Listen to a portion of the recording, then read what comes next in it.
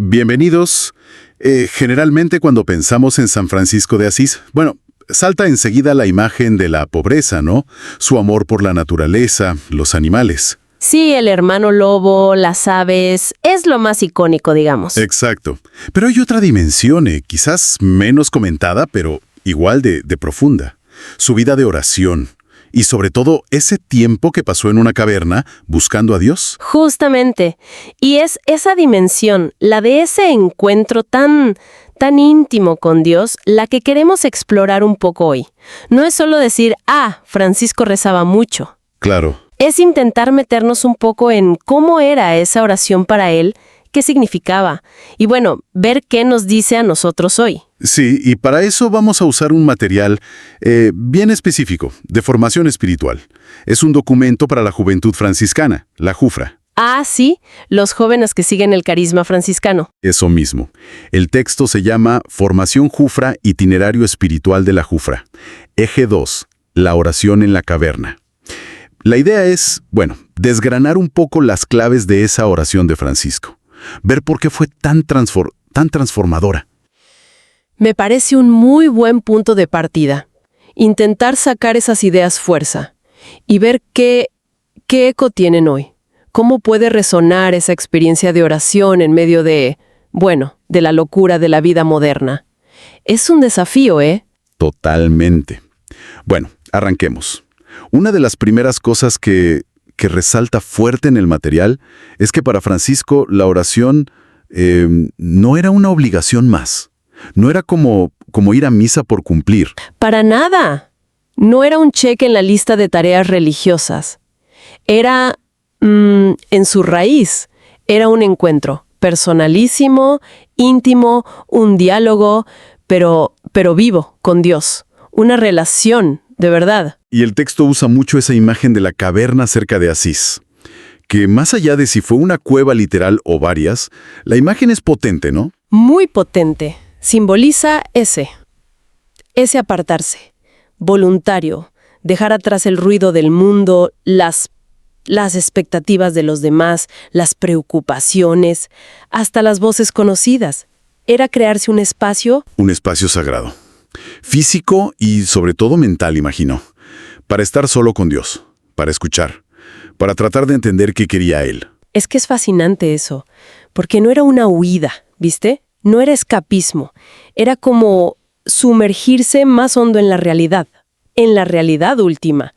Implicaba así una renuncia consciente a la dispersión, a todos los estímulos que ya había en su época, ¿eh? Claro, distintos a los de ahora, pero estímulos al fin. El material de Jufra lo dice claro. La oración no era algo añadido a su vida de acción, era el corazón, el centro, la fuente de donde salía todo, su energía, su mirada, esa transformación que lo dio vuelta por completo. Es inevitable pensar en Jesús en el desierto, ¿sí? Es un paralelo fuerte. Esa intimidad era el motor.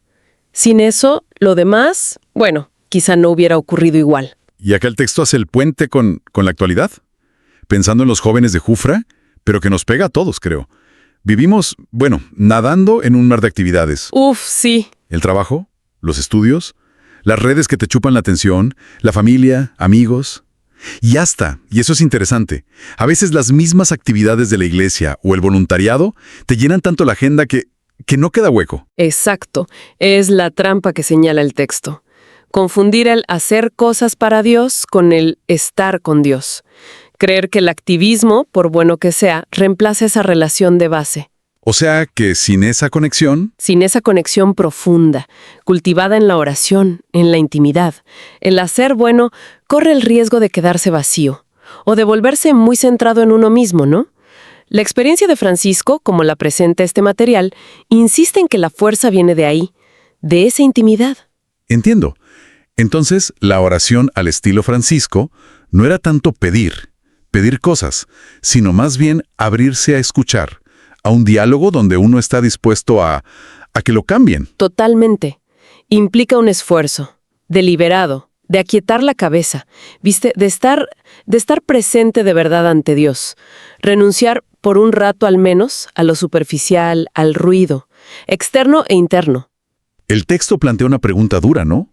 ¿Cuánto espacio real le damos a Dios? Sí, y no es solo contar minutos, es la calidad de esa presencia, la vulnerabilidad, la apertura que uno pone ahí.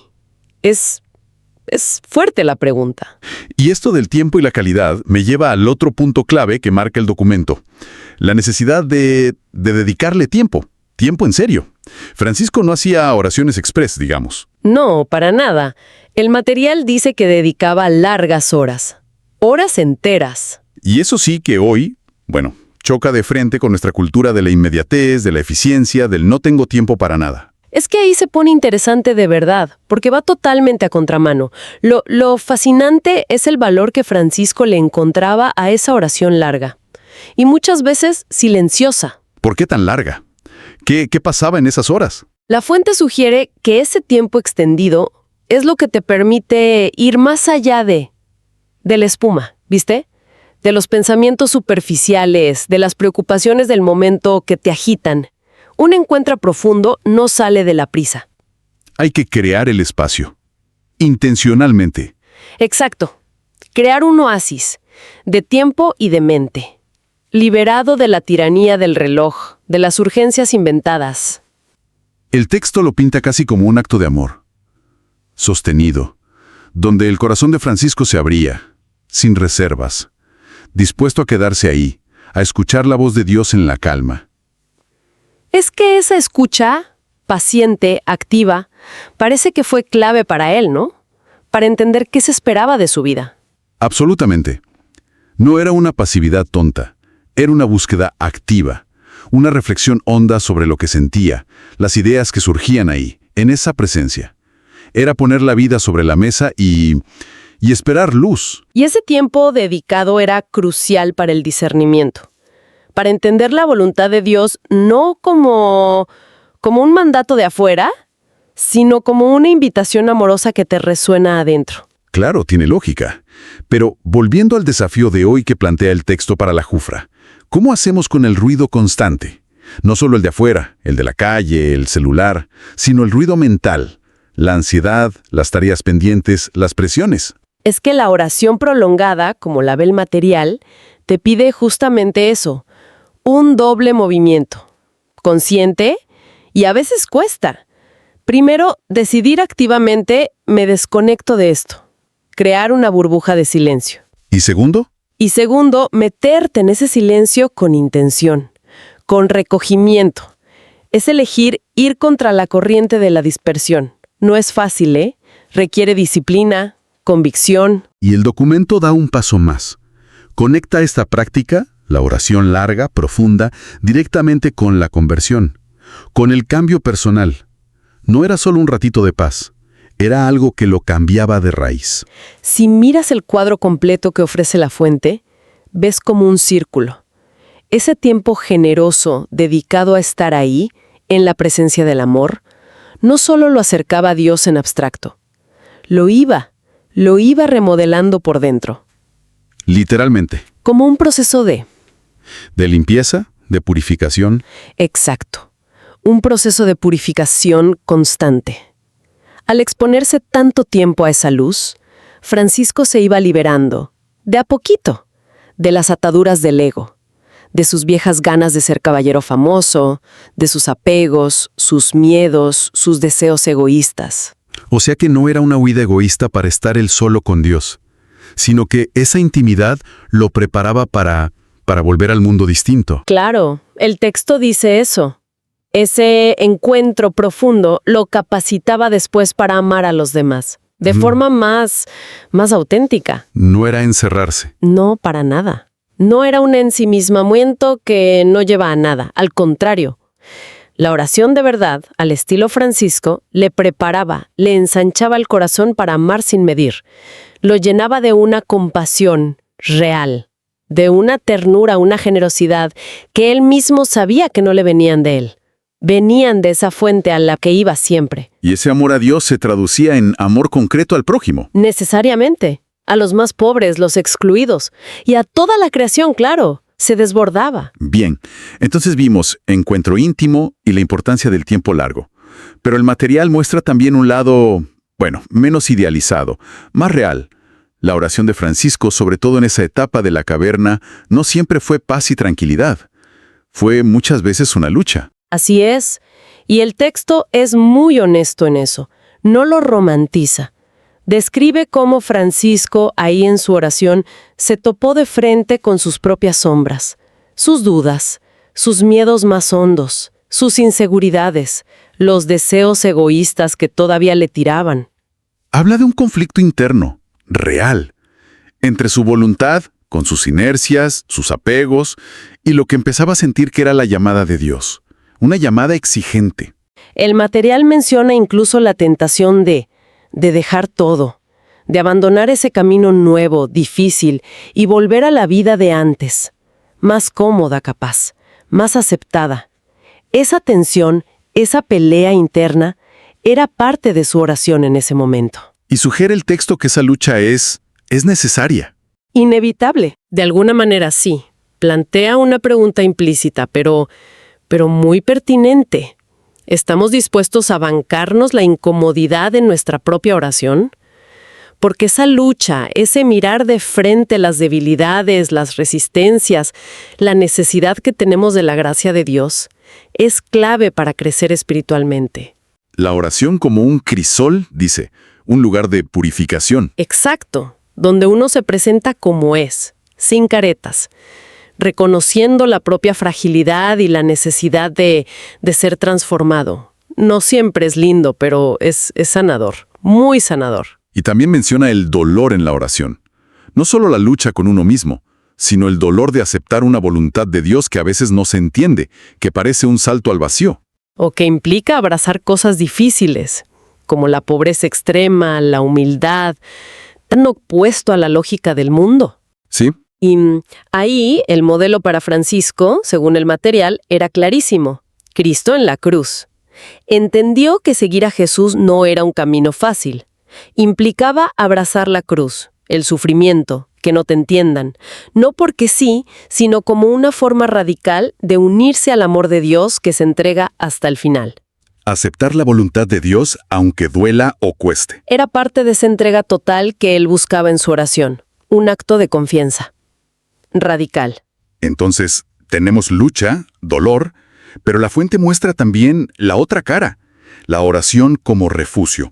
Justo en esos momentos de debilidad, de no saber para dónde ir, cuando se sentía más frágil. Sí, el texto menciona, por ejemplo, el conflicto con su padre, que fue durísimo, no entendía nada de su cambio de vida.